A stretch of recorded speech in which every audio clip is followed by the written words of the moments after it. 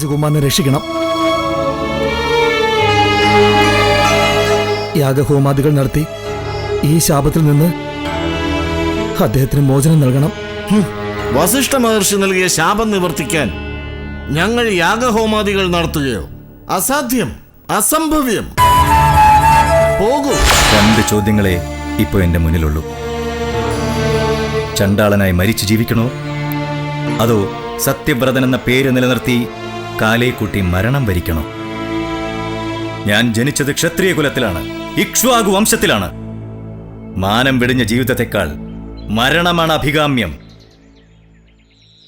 ഞാൻ മരണം തിരഞ്ഞെടുക്കും. അങ്ങേക്ക് മാത്രമേ സത്യവ്രതനെ രക്ഷിക്കാനാവൂ മഹാരാജൻ. ഈ സന്ദർഭത്തിൽ സത്യവ്രതൻ രക്ഷിക്കപ്പെടുമ്പോൾ അയോധ്യ രാജ്യം തന്നെ രക്ഷിക്കപ്പെടുകയാണ് മഹാരാജൻ. അങ്ങ് സത്യവ്രതനെ നിഷ്കാസനം ചെയ്തതിന്റെ ഭവിഷ്യത്തുകളായിരുന്നു ഇവിടെ കണ്ട അനാവൃഷ്ടിയും വരൾച്ചയും.